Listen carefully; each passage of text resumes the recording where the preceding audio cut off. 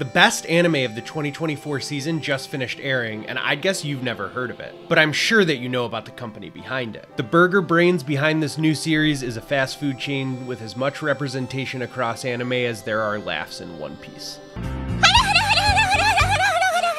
Of course, I'm talking about McDonald's. Inspired by the ever-present trope of anime worlds representing the Golden Arches as slightly off-brand versions due to potential copyright infringements, Mickey D's decided to dip their toes in the anime waters by launching a series about their anime counterpart, McDonald's. Yeah, it's nothing that creative, they just flipped the M upside down. You know what the problem is? What? You got it set to M for McDonald's. when it should be set to W for McDonald's! But thankfully for us weebs, Mickey Dazzler's anime machines seem to be a lot more operable than their ice cream machines. I love the way McDonald's makes a sundae. And now they've added something new, a light shower of nuts. That's right, nuts. Sprinkled on dark, hot fudge, tangy strawberry, or a rich, hot caramel topping. It's McDonald's Nutsy Sundae. Because I'm someone who can be hypercritical of capitalism, and especially the impacts late-stage capitalism have on our quality of life here in the United States. And also, my professional background is branding and marketing. So when I saw the announcement about McDonald's, I was speculative at best and extremely cynical at worst. But after reading and watching the McDonald's saga, I have to say that this is some of the best art washing I've ever seen.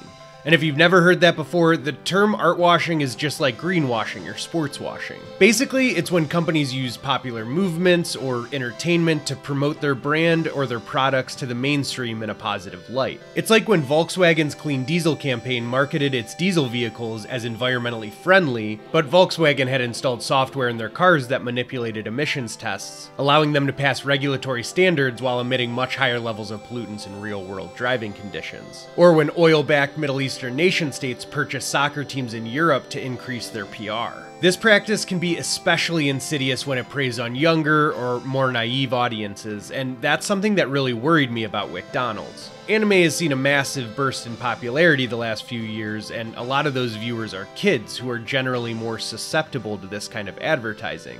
Because at the end of the day, kids are kinda dumb. But even more worrying to me than McDo taking advantage of some kids with access to their parents' credit cards, I was worried that this series was gonna suck. While the crossover of anime and ads is nothing new, like there was that great series of commercials in 2020 by Nissan Ramen featuring One Piece characters, I could only find one example of a company deciding to invest in creating a whole anime as a marketing campaign. In 2012, Toyota and Studio 4 Degrees Celsius released an anime called PES, or PES, which stands for Peace, Eco, Smile. Studio 4 Degrees Celsius, is that how you pronounce it? It was about PES, a traveler from space, and Nasubi, a mysterious life form who loves Earth. And how does this all fit together? Well, how do you think these strangers got around their new world? Of course, an incredibly cool Toyota car. The Prius. It was a Prius. And funnily enough, the antagonist rides a Lexus, which, like, you're not doing yourself any favors, Toyota. But with PES being released in 2012, McDonald's is the first campaign we've seen like this in over a decade. And in similar fashion to the McDonald's campaign, PES was a web series released as shorts on Toyota's website. But unlike McDonald's, this Toyota marketing campaign was utter dog water. It was so bad. It was universally panned with a 5.54 rating on MyAnimeList as of this upload, and maybe being too harsh on it is unfair. I mean, Macca's has a lot more experience in this space, as a backbone of their marketing has always been about creating fictional worlds and characters. A McDonald's in McDonaldland, a McDonald's. Because while on its face it might seem random for a fast food company to invest in creating an anime series, Big Mac enjoyers know that Mackey's has a long history of letting fictional characters and world building lead their advertising. McDeezlers introduced their first mascot, Speedy, back in the 1940s. Speedy was just a chef with a hamburger-shaped head, and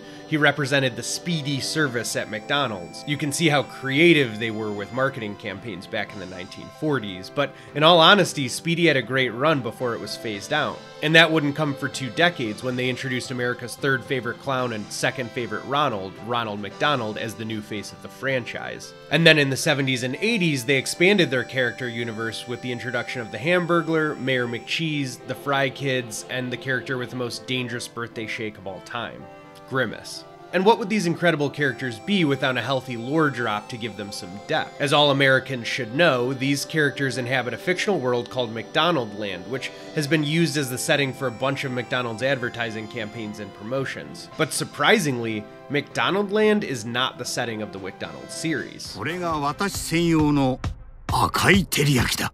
これでこそ私のマックだ。 This 4-part series is comprised of a manga and corresponding anime episodes which span several different classic anime genres. It was also accompanied by an IRL experience where people would go to a McDonald's in, I think it was LA, and they'd be isekai'd away to the real McDonald's world. The one video I found of it does look super cringy, but honestly in kind of a fun way. Like, I would for sure eat chicken nuggets there. The manga is available on the McDonald's website, and the anime shorts are available on YouTube. And even though they're not uploaded as YouTube shorts, they definitely are shorts, because they're plots that could be entire episodes of an anime, but they're condensed into 30-second snippets. Each episode follows a different story, and the topics cover classic anime plot tropes like romance, space mechs, isekai, and of course magic girls doing magic girl stuff. And while I started watching with a cynical outlook, what really gripped me about the series, and what sets it apart from that Toyota piece of shit we talked about earlier, was that McDonald's is kind of good. The episodes are insanely short, so I'm not saying they're good because they're like deep or well written or even slightly comparable to a real anime, but what they are is self-aware. In contrast to Pest, these shorts never seem to forget that they're ads first and foremost, and really nothing more. They're quick and fun and engaging and, more than anything else, effective. Like, they do make me want to go get McDonald's. The marketing part of my brain really appreciated how effective these were. They even made the limited edition new McDonald's sauce seem good enough to try, and PSA, in reality, it's insanely mid and not even worth the 23 cents. But more than anything, and this is a credit I'd also give to Toyota, what I love about this series is how McDonald's didn't cut any corners in making this happen.